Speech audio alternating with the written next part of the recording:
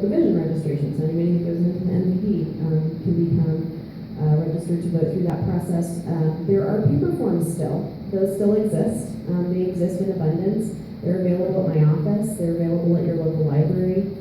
They're available at a variety of government agencies, and there's a variety of third-party voter registration agents out in the community doing voter registration work.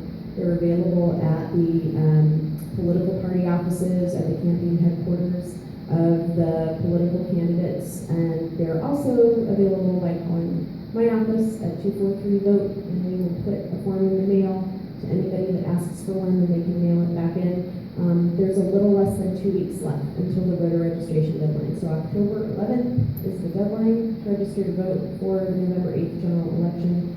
Do not let any of your friends, family, neighbors, colleagues, cousins, random stuff, people in your life not register and vote. This election is far too critical. So we really want to make sure we have full participation. And if you have any more questions about that, feel free to ask. Yes? Yes, hi. Gary Wilson, Veterans Party of America. New Mexico has been historically anti-third party. This is both for you and the state representative.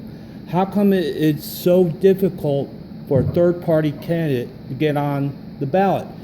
In there, it actually says that we only allow serious candidates on the ballot. Who determines that? Not you, no disrespect, it's the voters. Why can't the voters decide who the candidate be? That's a great question. Do you want to, please, Senator? It used to be very easy for third-party candidates to get on the ballot. Not anymore. Until they won. Once they won, and they won several elections, then, or they garnered enough support that it threatened the Democrats, really, was the ones that were threatened by the third party. Then the Democrats said, well, we can't have that happen. We've got to tighten things up. And so they made it incredibly difficult for a third-party candidate to get on the ballot. Well, I don't think that's good. I mean, I think that's a really unconstitutional. Well, it should be. I mean, if it is tested in the courts, it may very well be found. Right. Well, can't we? I think that you know, if you feel strongly, you ought to. I don't think it's a smart thing for the Democrats to do, and I would certainly support. Well, I'm not a Democrat. I'm not a Democrat. I am a third-party centrist. I believe both sides have a good solution. Why can't, 22% of the state is independent. Where's their voice? Well, where is their voice? They can't even get on a ballot. They can't even vote in the primaries. Well, you're arguing that we should let them get on. Yes. More easily, and I'm in agreement with you. Thank you. The reason we don't let them get on more easily is because it was fine until they won something. Then all of a sudden it became too damaging to the political system as we know it, and so we changed the rules. I think if you feel strongly enough about it, you ought to challenge the constitutionality of it. I suspect you'd win, and I don't think what we have now makes a lot of sense, to be honest. I think we should change that. Well, that's the thing. All we want is fair representation. Absolutely. So I'm going to make a radical proposal here, and believe it or not, I was actually told that we're almost out of time. So I'm going to make this radical proposal that we're going to wrap up. Thank you for that question, Gary. And thank you for answering it. Of course. So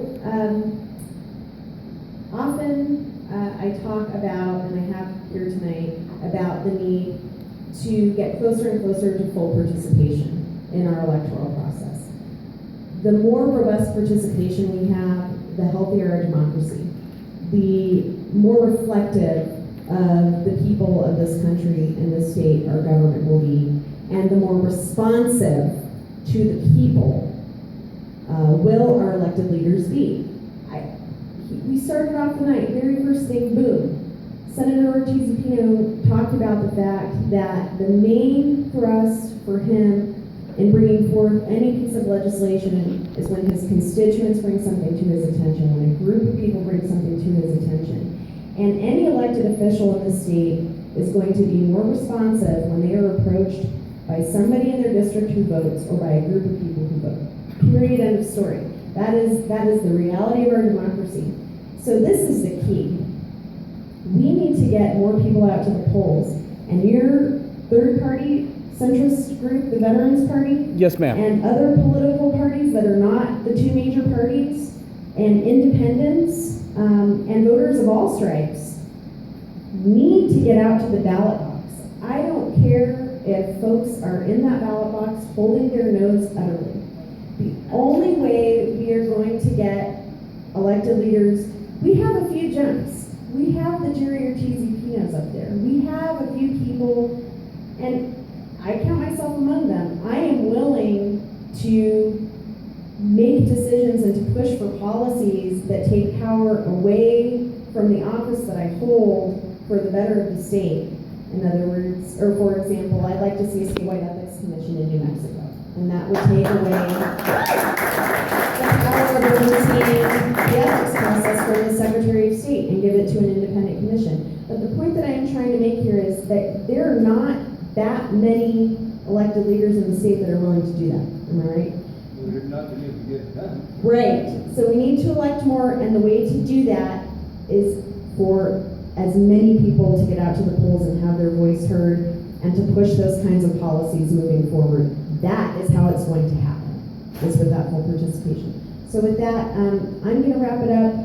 If any of our panelists would care to make any final comments tonight, I really want to thank you all. Lori, please. I just want to say that, with regards to the millennial, the third party, as Native folks, we're small in our population, which has made me think a lot about the idea of third parties and what would need to happen. But I really think it's important for us to begin thinking, one, if we're going to have that third party, that they really need to learn how to utilize their power. Because I think the whole Bernie situation was an interesting learning lesson, especially that since so many millennials were supportive of him. And he was smart about it. He went in there and he fought with Hillary and got a lot of his agenda and her agenda. That's not necessarily always what an independent party would want to do, but learning how to play ball, like when you recognize you are the small guy on the block or whatever, where do you decide to weigh in and put your weight, and then still reserving your ability and capacity to move back into a position of we're still pushing for our own, third party or third voice. But I think, the idea then that Bernie was able to get from the Hillary agenda, I think is so important, but a lot of us just, and I actually will challenge millennials. I think there's a real lack of respect for that, without really understanding that that's a huge feat and that's a real victory that I think we don't embrace. And so I think it's important for us as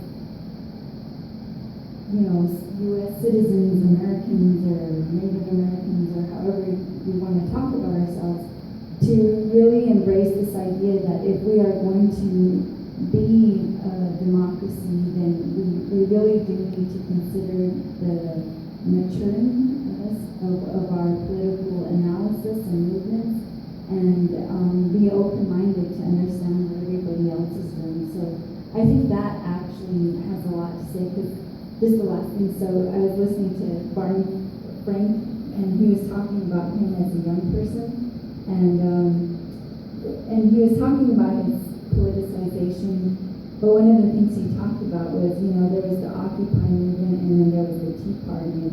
The Tea Party understood that the voting ballot box was where they got power, right? And so they've been able to sort of hijack the Republican Party, which I think is really important for us to begin to think about and look at in terms of what type of political leaders are we choosing, who are we going to support. And so I just want to say thank you, Maggie. We do offer you our support, and we hope you will continue to be a champion of good government, of transparency, and open doors for all of us. Thank you, Lori. You get to hold me accountable, all of you, right?